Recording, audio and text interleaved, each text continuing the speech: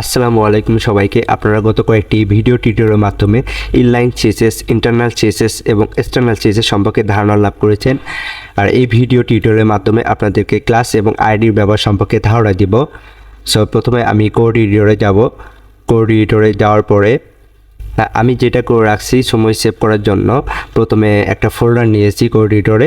Folder নেওয়ার পরে একটা index.html ফাইল নিয়েছি এবং ফাইল নেওয়ার পরে এই ফাইলে একটা HTML বেসিক স্ট্রাকচার নিয়েছি এবং বেসিক স্ট্রাকচার নেওয়ার পরে বডির ভিতরে দুইটি হেডিং ট্যাগ নিয়েছি। হেডিং ট্যাগ নেওয়ার পরে একটা প্যারাগ্রাফ ট্যাগ নিয়েছি এবং এটার স্টাইল করার জন্য হেডের ভিতরে স্টাইল ট্যাগ, যেহেতু আমি ইন্টারনাল CSS ব্যবহার করব এই জন্য হেডের ভিতরে স্টাইল ট্যাগ নিয়েছি এবং এটার রেজাল্ট দেখার জন্য ওপেন লাইভ সার্ভার করে রাখছি।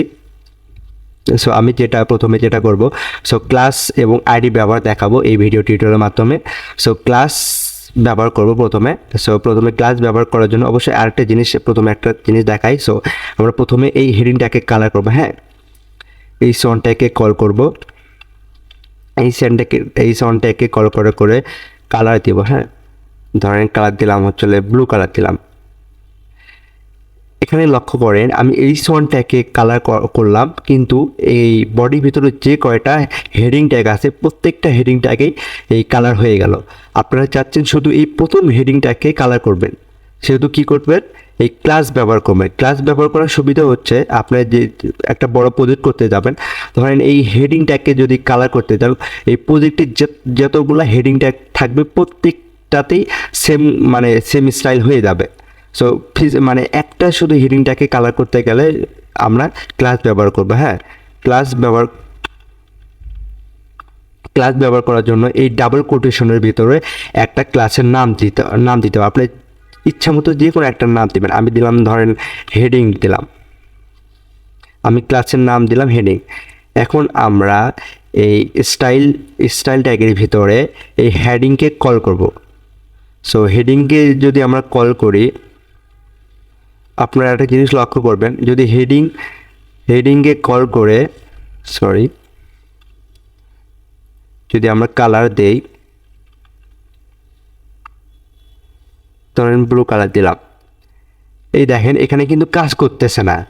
এই ক্লাসকে কাজ করার জন্য কি করতে হবে, স্টাইলের ভিতরে হেডিংয়ের আগে অবশ্যই ডট দিতে হবে। ডট এই ক্লাসের মূল উদ্দেশ্য, ক্লাস ইউজ করতে গেলে অবশ্যই ক্লাসকে স্টাইল করার জন্য এই হেডিং, এই যে নাম দিবেন এই নামের আগে অবশ্যই ডট দিবেন, তাহলেই কাজ করবে। বুঝতে পেরেছেন? ক্লাসের সুবিধা হচ্ছে আপনি এই ক্লাস অনেকবার ইউজ করতে পারবেন। সাপোজ ধরেন এই হেডিং, আমি এই সেম ক্লাসটা আমি এই হেডিং প্যারাগ্রাফটাকে দিব। হ্যাঁ, কপি করে এই প্যারাগ্রাফটাকে যদি আমি দেই, দেখবেন প্যারাগ্রাফটা একটাও এই কালার হয়ে গেছে, ব্লু কালার হয়ে গেছে।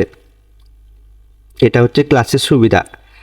এখন যদি আমি ক্লাস ব্যবহার করে হয়ে গেল। এখন যদি আমি ধরেন এটা এরকমই থাক, আইডি ব্যবহার করব, এই হেডিং ট্যাগে আইডি ব্যবহার করব। সো আইডি ব্যবহার করার জন্য আইডি দেব এবং আইডির একটা নাম দেব, ধরেন P1 দিলাম, P1 দিলাম। এখন যদি এই P1কে কল করি, ধরেন P1কে কল করে যদি একটা কালার দেই, ধরেন গ্রিন দিলাম। দেখেন এই হেডিং, দ্বিতীয় নম্বর হেডিংয়ে কিন্তু আমরা আইডির নাম দিয়ে P1 নাম দিছি এবং এখানে স্টাইলের ভিতরে আমরা P1কে কল করে গ্রিন দিছি, কিন্তু এই দ্বিতীয় নম্বর হেডিং কিন্তু কালার হয় নাই। কেন হয় নাই? অবশ্যই আইডি ব্যবহার করার আগে এই হ্যাশ দিতে হবে, এটা অবশ্যই বাধ্যতামূলক। হ্যাশ দিবেন, হ্যাশ দেওয়ার পরে P1টাকে কল করে তারপরে কালার দিবেন। হ্যাঁ, এবার দেখেন কালার হয়ে গেছে। আইডি ব্যবহার করার জন্য এই হ্যাশ চিহ্নটা অবশ্যই দিব। আশা করি খুব সহজে বুঝতে পেরেছেন কীভাবে আইডি এবং ক্লাস ব্যবহার করবেন। পরবর্তী ভিডিও টিউটোরিয়াল দেখার আমন্ত্রণ জানাচ্ছি। আল্লাহ হাফেজ।